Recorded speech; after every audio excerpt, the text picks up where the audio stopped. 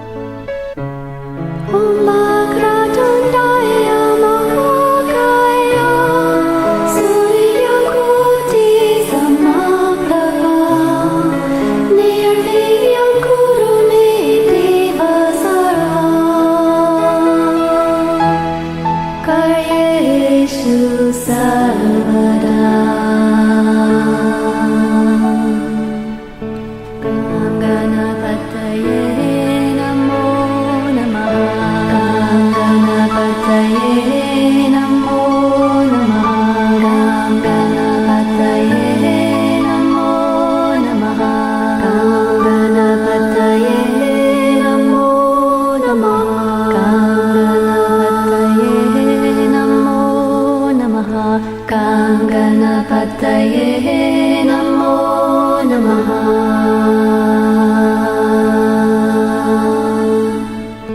Gam Ganapataye Namo Namaha. Gam Ganapataye Namo Namaha.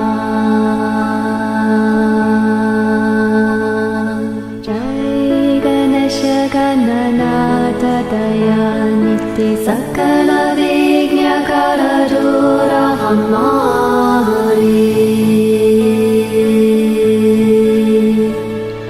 Jai Ganesha Gananatha Dayaniti Sakala Vignya Karadura Hamari.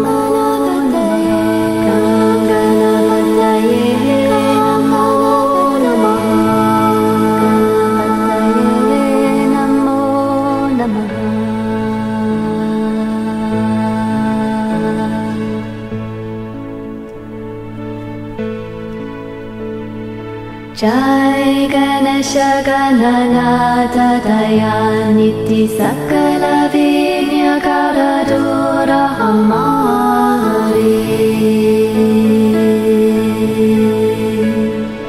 Jai Ganesha Gananatha Dayaniti Sakala Vignya Karadura Hamari.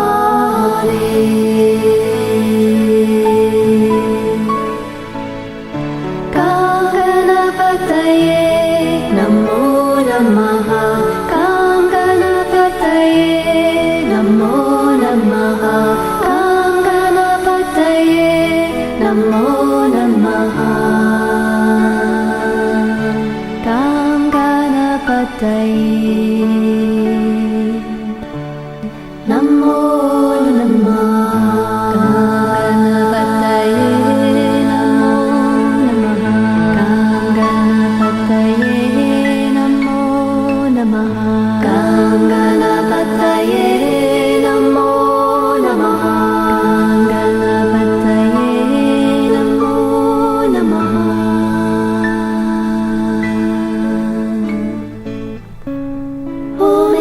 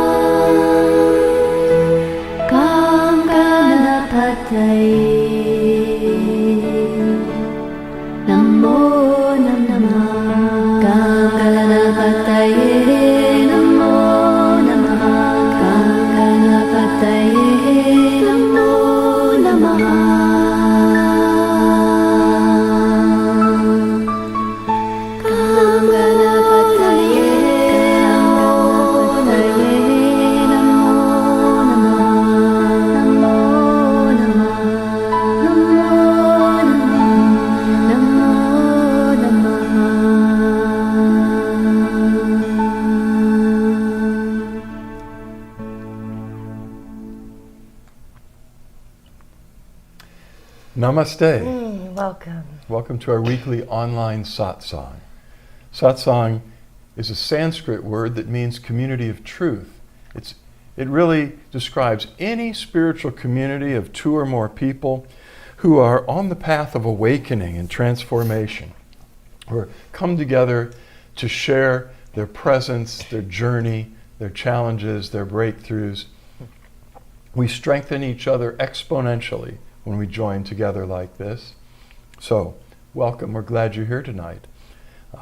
Using the internet as a vehicle for satsang enables us to join together with people from around the world, from other continents and from many different spiritual traditions, teachers, spiritual backgrounds, and it's a wonderful way to transcend the usual boundaries that would challenge many of us from actually directly connecting. We do encourage you to find a spiritual community locally that you resonate with, preferably not just a belief system you resonate with, but a group of people who are actually in the process of awakening and the flowering of the heart. You have more in common with them than you might have with people that belong to your own temple or your own group or your own spiritual tradition. We share during the webcast something we call the Flowering Heart Blessing. It is a direct transmission of awakened divine consciousness, divine grace, love, presence, for the purpose of catalyzing the awakening of oneness with our true inner divine nature and with all that is. It's a very powerful thing, actually. We've experienced many different types of blessings over decades.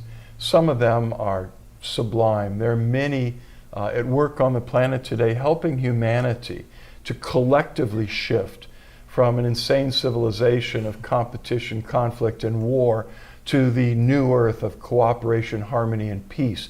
That requires awakening in the heart, not just of individuals, but of the collective consciousness of humanity. That's what we're working toward. And the Flowering Heart Blessing is one of those outpourings that's coming from the divine source these days to help as many people awaken as quickly as possible.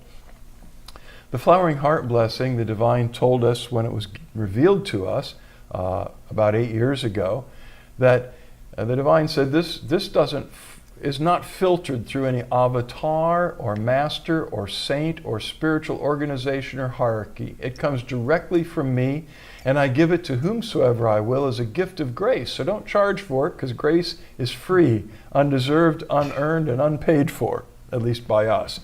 And the Flowering Heart Blessing is a free gift, and you're soaking in it right now.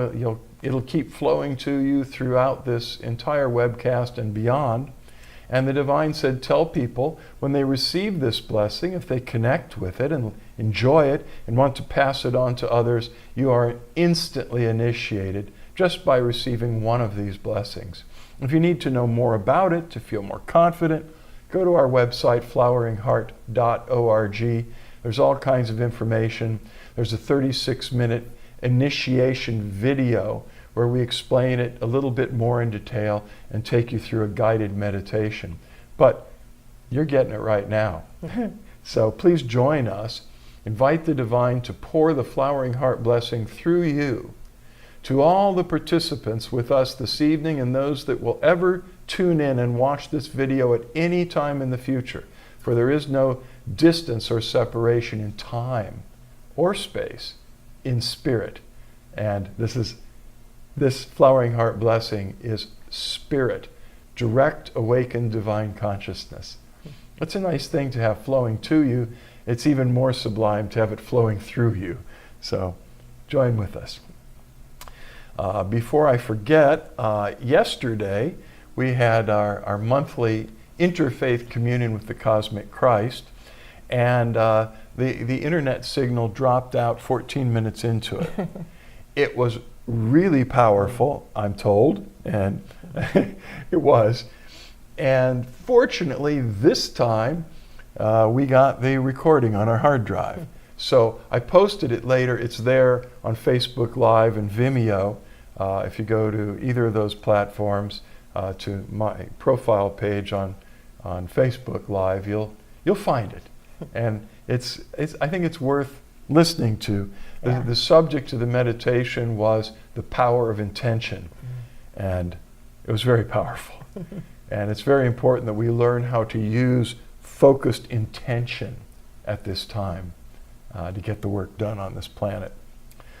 Also, I'd like to ask you, if you are on Facebook, to give us a thumbs up or a heart, a like or a love, and we go in later at the end and we see who joined in and gave us a like or a love, and we send you a little extra hug and blessing. And it's just nice for us to know that you dropped in. If you're on Vimeo, you need to enter in something in the chat. Just say, hi, it's me, and we look there as well. So thank you for that. Any other announcements? Not that I can think of. Wow. Amazing. The last few weeks have just been Crazy. tumultuous. A lot of wonder and awe and beautiful things happening. Just a lot of things. So things are we're almost catching our breath now. So if you have a question about the spiritual journey, about awakening, about divine union, about your spiritual practice, about meditation, about the afterlife, about previous lives, anything you'd like to know about that you've been puzzling over and would like some more clarity and insight, this is your chance for the next few minutes. You can post a question or a comment, or, if you just had an enlightenment experience, feel free to share that. We love the breakthroughs and insights as well. But it's those questions that you draw forth out of your heart that move the divine to inspire us with things we can share with you that strengthen the entire group. So just ask on the inside if there's something that you've been contemplating that you might put up as a question tonight. We check those both at Vimeo and Facebook. And, sometimes I noticed we have to wait for those questions. So I began a few months ago to share quotes from inspiringquotes.com website about various subjects. And some of them have been very interesting. Tonight I had two sets of quotes I was sort of debating. One is how to deal with trauma. And if I don't do that tonight, I probably will share that with you in the future because I found it to be very insightful. But I said to Suzanne, how about dealing with trauma or 18 surprisingly hilarious quotes from former presidents? And she said, how about some humor? So I don't know. We could do both, but we're going to start with the surprising, hilarious quotes from U.S. presidents. I know some of you are from other continents and other countries. Bear with us. You might find these funny. I don't know. George Washington. It starts with George Washington. Before I dive into the article, I want to share the author who gotten several good collections of quotes and little articles from him over the months. Darren Orff. Lives in Portland, Oregon, has 2 cats, and writes about science, technology, nature, and history. So we thank you, Darren, for this insightful article you've written. It starts with George Washington. I guess I want to say at this point, I saw a film a few years ago where they were asking college students in the United States who the first president of the United States was. And a bunch of them got it wrong. They said Abraham Lincoln, and they came up with these, Thomas Jefferson, and it's George Washington, just in case anyone didn't know that. George Washington once wrote, "It is assuredly better to go laughing than crying through the rough journey of life." The first U.S. president wasn't the only commander-in-chief to highlight the importance of humor. Dwight D. Eisenhower saw it as fundamental to the job, saying, quote, "A sense of humor is part of the art of leadership, of getting along with people, of getting things done." Humor, of course, is subjective. Not everyone would have laughed when Herbert Hoover quipped, "Blessed are the young, for they shall inherit the national debt." Or when Jimmy Carter drolly stated, quote, "I have often wanted to drown my troubles, but I can't seem to get my wife to go swimming." Not everyone would laugh at that, would they? And presumably, not everyone would have found it funny that John Adams had a dog named Satan.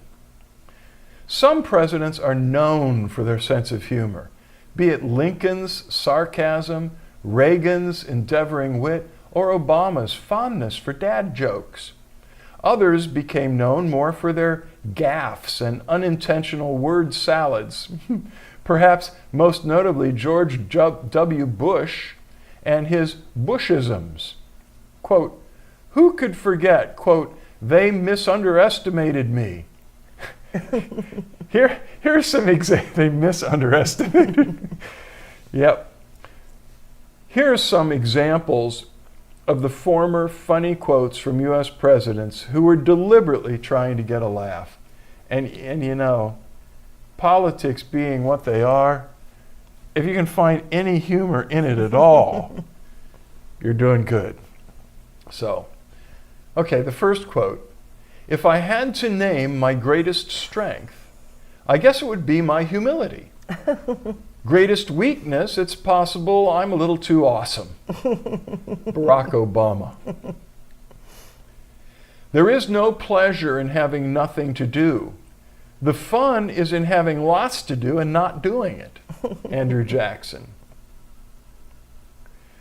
"Honestly, if I were two-faced, would I be showing you this one?" Abraham Lincoln. He wasn't a very attractive guy. "He has no more backbone than a chocolate eclair." Theodore Roosevelt on William McKinley. "I'm not worried about the deficit. It's big enough to take care of itself." Ronald Reagan. We should have started worrying back then a bit more, I suspect. "How has retirement affected my golf game? A lot more people beat me now." Dwight D. Eisenhower. "When we got into office, the thing that surprised me most was to find that things were just as bad as we'd been saying they were." John F. Kennedy. "Being president is like being a jackass in a hailstorm. There's nothing to do but to stand there and take it." Lyndon B. Johnson. "Some folks look at me and see a certain swagger. In Texas, we call it walking." George W. Bush. "My esteem in this country has gone up substantially. It is very nice now when people wave at me, they use all their fingers." You have to think about that for a second. Not really. Not really. "I will not make age an issue of this campaign. I'm not going to exploit for political purposes my opponent's youth and inexperience." Ronald Reagan. "I'm so overexposed I make Paris Hilton look like a recluse." Barack Obama. "I have now come to the conclusion never again to think of marrying. And for this reason, I can never be satisfied with anyone who would be blockhead enough to have me." Abraham Lincoln. "Being president is like running a cemetery. You've got a lot of people under you and nobody's listening." Bill Clinton. It is kind of dry humor, some of this stuff. Yeah. "No matter how tough it gets, however, I have no intention of becoming a lame duck president. Unless, of course, Cheney accidentally shoots me in the leg." George W. Bush. Probably should have gone with the other quotes. There's still time. "If one morning I walked on top of water across the Potomac River, the headline that afternoon would read, 'President Can't Swim.'" Lyndon B. Johnson. "I have left orders to be awakened at any time in case of national emergency, even if I'm in a cabinet meeting." Sleeping. Orders to wake me up, even, Ronald Reagan. These days I look in the mirror and I have to admit I should skip this one. Okay. I can't even say it. Let's just see if there's any questions first, and then Okay. we can go over to the other one.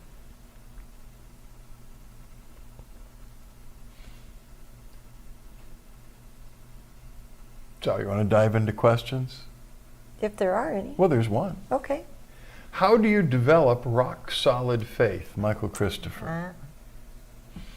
Well, how do you think you develop rock solid faith?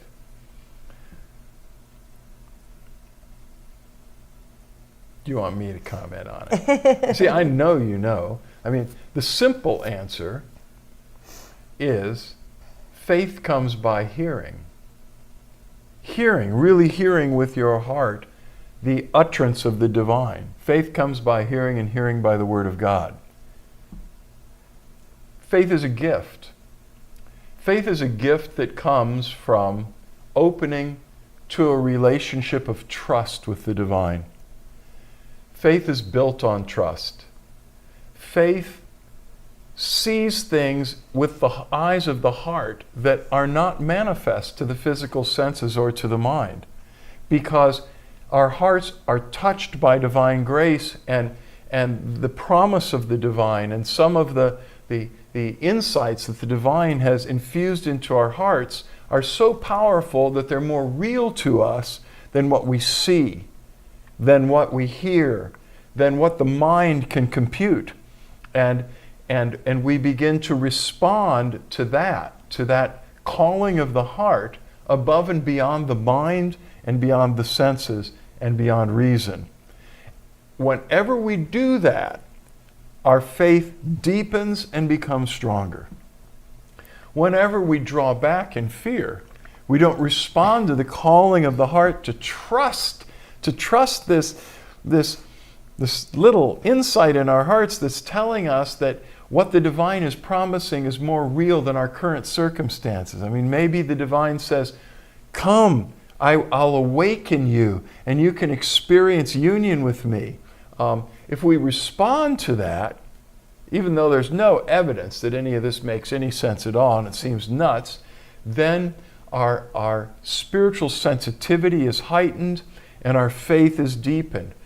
If we turn away from it and go, that's just crazy, or I'm afraid to follow that nudge of the heart, then my spiritual hearing becomes less sensitive and faith tends to become weakened. So when we act on doubt and we act on fear, it can sap our faith. But when we act courageously in love and in faith in the unseen, our faith deepens. As we move forward in faith with every step we take, it becomes rock solid over time.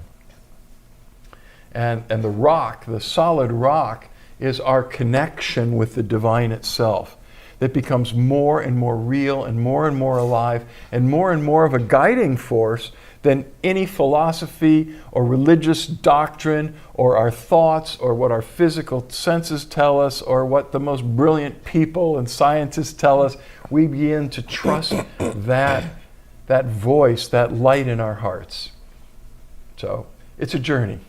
Yeah, as things appear to have escalated on the excuse me, escalated on the planet in a direction that many of us may not be comfortable with. I've just been deepening in that rock solid faith and knowing, and it's been really working on me the last few days, especially after the power of intention yesterday, communion service. It was really important for me not to get caught up in what the media was saying or people were saying or different opinions or polarized things over the last several years, especially the last 3 or 4 years, and needing to just really go within, like Michael said, and listen to your heart and trust in that. And whenever I got pulled off that center by some external senses or input, and it didn't feel right, it felt like confusion or chaos or fear, and that's when I knew that I needed to get back on center. And the power of intention yesterday, I definitely highly recommend it if you didn't watch it yet.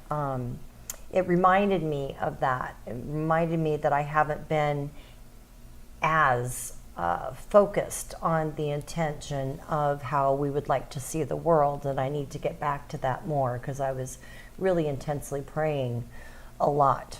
And I'm still intensely praying, but I realized I could still do more. And what was interesting about it was yesterday morning before the communion, I had what I thought was a bad dream. It was one of those, I don't know if you've ever had it before, but you have a dream where you wake up and you go back into it and pick up where you left off. And there was all this chaos going on. I don't need to give the details, but it went from one situation to another situation to another situation. And I didn't want to keep going back into it. And then I contemplated on it throughout the day after the service, and realized that in each of the hectic situations, some of them could have been really scary, I wasn't afraid. And I was just trying to take action in the way that I knew best to do from the heart. And in each of those situations, I was just trying to find a solution to the next thing that came up without any fear or without any conflict or chaos. And that made me see how rock solid faith can spill over into so many areas of your life if you're practicing it on a day-to-day basis, that even something that, I would have labeled a bad dream or a nightmare, had a very powerful learning tool in it for me from my unconscious. And so the more that we exercise what Michael was talking about, the deeper we get into that, I'm going to make the decision from my heart on all levels of my being. It's been my meditation deep today. That was a good question, Michael Christopher. Yeah, I think you'd find the power of intention teaching to be very faith-building and give some clues to how to build rock-solid faith. But intention is focused awareness and will to bring about a certain manifestation that is desired. When we learn to focus our will and our awareness and our energy on bringing about a desired goal, that's an intention, and it's much stronger than just wishful thinking, for sure. Well, since it's early, and since those were half horrible quotes, I felt traumatized, so now I need to read the quotes on dealing with trauma. Trauma as a concept is complicated. The word comes from the ancient Greek for wound and was originally used only for physical injuries. Since the end of the 19th century, however, the term has also been applied psychologically to refer to severe mental or emotional stress. The recognition of emotional trauma has long been highlighted by war. During World War I, it was known as shell shock, and soldiers suffering from the condition were often ignored or berated. Later, in the aftermath of the Vietnam War, the term post-traumatic stress disorder, PTSD, came into use following numerous diagnoses of military veterans. Today, PTSD is diagnosed for a wide range of emotionally or physically traumatic events, from war to abuse to tragic accidents or loss. Probably many of us have felt we were touched by PTSD, but it wasn't actually that. Smaller and at times less obviously traumatic experiences can also be debilitating. For this reason, some medical experts divide trauma into big T and little t categories, with the little t traumas covering events such as divorce, financial worries, and the loss of a job, none of which are likely to lead to post-traumatic stress symptoms, but can nonetheless be incredibly difficult and disruptive to daily life, challenging our ability to feel healthy and happy. Many people experience trauma during their lives, be it big T or little t or both. The process of healing can be long, but overcoming trauma is certainly possible. The following quotes from psychotherapists, famous authors, and others shine a light on the road to recovery. And I think in today's world we can all relate to the stress of contemporary life, and some of these quotes could be useful. To survive trauma, one must be able to tell a story about it. Natasha Trethewey, poet. When we can talk about our feelings, they become less overwhelming, less upsetting, and less scary. The people we trust with that important talk can help us know that we're not alone. Fred Rogers. We may not be responsible for the world that created our minds, but we can take responsibility for the mind with which we create our world. Gabor Mate, physician and author. As every therapist will tell you, healing involves discomfort, but so does refusing to heal. And over time, refusing to heal is always more painful. Resmaa Menakem, author and psychotherapist. While trauma can be hell on earth, trauma resolved is a gift of the gods, a heroic journey that belongs to each of us. Peter Levine, author and psychotherapist. You may not control all the events that happen to you, but you can decide not to be reduced by them. Maya Angelou. We've heard various versions of that quote recently. Trauma is like grief. You can be fine for 4 or 5 years. Then it comes back and hits you like it happened the day before. But then you can heal and can find ways to love yourself, to be a valid member of society, to give back. Samantha Morton, actress. So many people with trauma feel like they're failing because they have a bad day or a bad week or a bad year. And you know what? If you wake up, you're not failing. If you brush your teeth, you're not failing. Roxane Gay, author, professor, and social commentator. The traumas we inherit or experience firsthand can not only create a legacy of distress, but also forge a legacy of strength and resilience that can be felt for generations to come. Mark Wallian, author and psychotherapist. Very often what happened takes years to reveal itself. It takes courage to confront our actions, peel back the layers of trauma in our lives, and expose the raw truth of our past. This is where healing begins. Oprah Winfrey.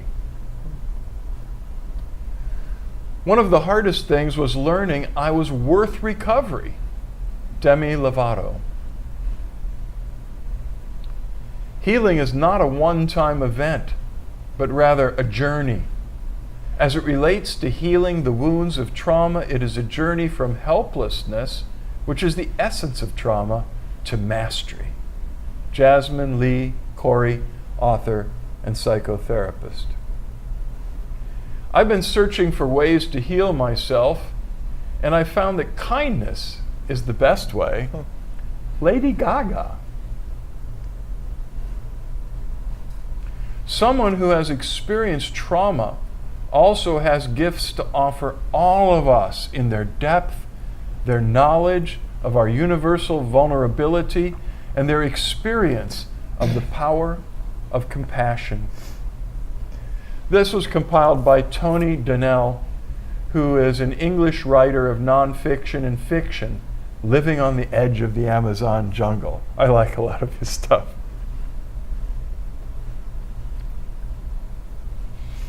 When years ago, when I was involved in pastoral Christian ministry, I met a missionary who had spent 10 years in solitary confinement in China. He was a Franciscan bishop, actually. But I mean, he was real humble, skinny guy that wore a brown robe, and loved animals, a Franciscan. But he ended up spending 10 years in solitary confinement for his faith, because related to his faith. And what stood out to me, he was Caucasian, white, and in that 10 years in solitary confinement, his heart had so embraced the people of China that his face changed. His eyes, the shape of his eyes changed. Everything changed to where you could see the essence of the Chinese people radiating through his face. And he said this.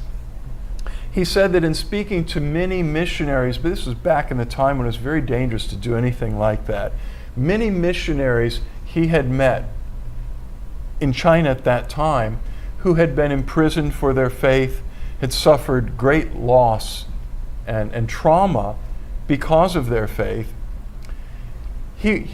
This bishop that had been in solitary confinement met with these groups of people, and maybe out of a room of 20 or 25 people, there were 2 or 3 like that had been through that deep trauma.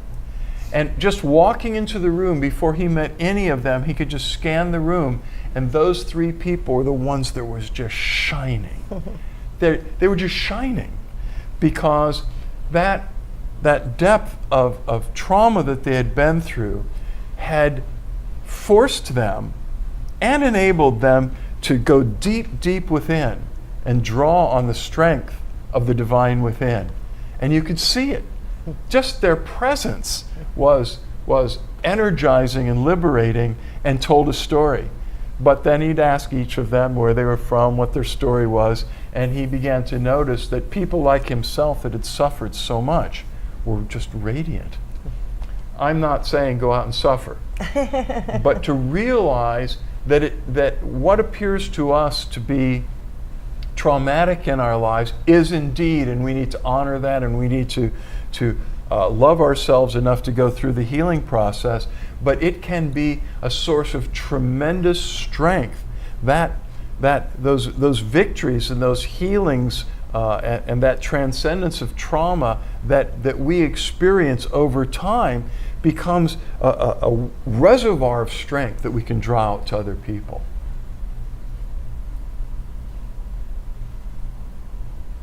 Well, I'm glad we went there, because those presidential quotes traumatized me, and nobody offered any more questions. So there we are. It's time to dive in deeper. So let us invite you now to close your eyes and to invoke the divine presence. There is no separation at all between you and the divine. That's an illusion of the mind. And so many people most of us, have just been so deeply programmed to feel distance and separation from the divine that it seems quite real. The divine seems remote or distant, but it could not be farther than the truth from the truth. You are already one with the divine. At your deepest inner core, the divine presence dwells within you as your own sacred self. Within you is the divine being, the source of the universe, and it is pure love. It is pure joy. It is pure light. It is all-knowing and all-powerful, and it loves you deeply and yearns to dissolve the veil that might keep you from feeling its presence, receiving the light of the divine presence within. So invoke the presence and just begin to drink in the radiance that is flooding your being right now, from within, from above, from all around you. The light, the power and grace of the divine is pouring out to you to free you from suffering, to illuminate your spirit, to clear your soul of emotional and mental trauma, programming, wrong thinking, and fill your soul with divinely inspired ideas and insights and feelings. It yearns to flood your physical body with healing grace, to heal you of disease and pain. Allow it. Receive it. Just drink it in. You don't need to beg for it. You don't even really need to ask. The divine knows what you need right now and is pouring out to you grace to set you free.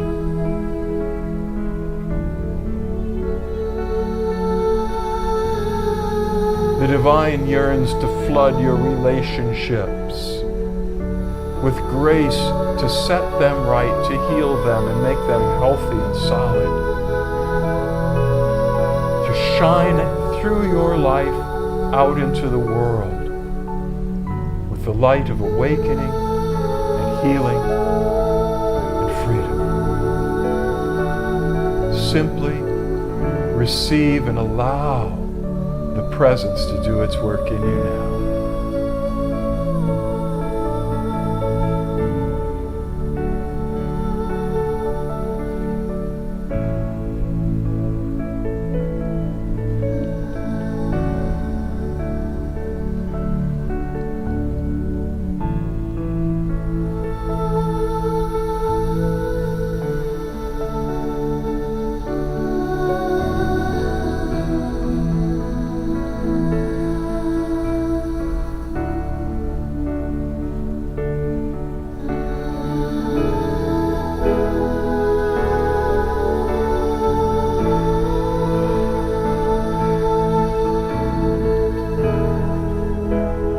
Whatever weight you're carrying tonight, whatever burden or problem, release it. Release it to the presence and receive the grace to help. Breathe it in, drink it in, absorb it, soak in it. Let it fill you.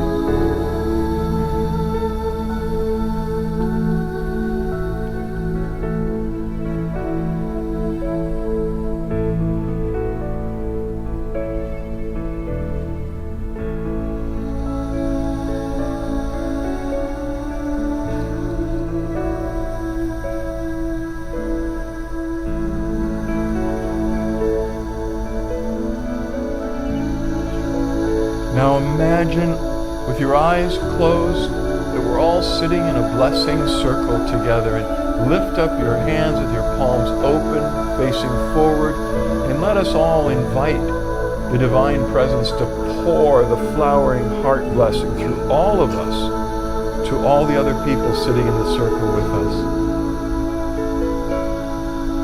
Just invite the divine to pour blessing and grace through you to all the others.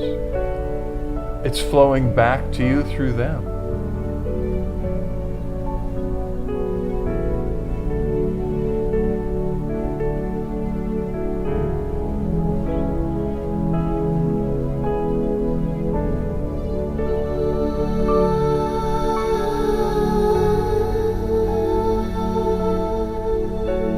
Now, imagine the planet Earth, beautiful blue Mother Earth, Gaia, a living planet filled with myriad sentient beings. And let us take a strong intention together and invite the divine to pour out grace and healing to the planet Earth and to all that dwell upon the planet. The planet itself is alive. May it be healed. May it be cooled and cleared and nourished. May the divine transform human consciousness and behavior on this planet to manifest one love, one family.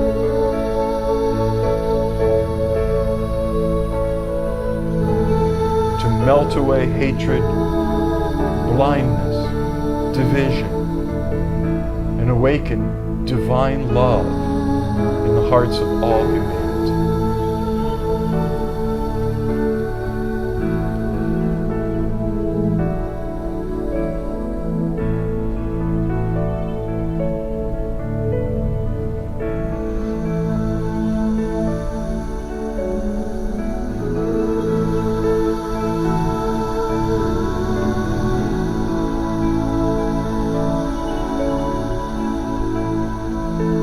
Awakening of love bring an end to war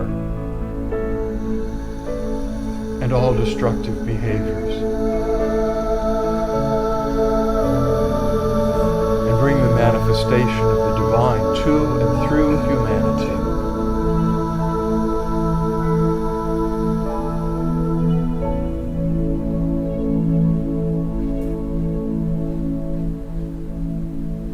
Om Shanti, Shanti, Shanti. Now you can rest your hands in your lap or on your thighs somewhere. It's nice to keep your palms open, turned upward. And when you're ready, open your eyes and begin to make direct eye contact with Suzanne and or me. All you need to do is keep looking at least one of our eyes. That's all you need to do. Just keep looking as the light meditation begins. In this meditation, Suzanne and I are flooded with oceans of divine grace and light and love. And it begins to pour through all of our being to you. Awakened divine consciousness pouring out to you, especially through our eyes, the doorways of the soul.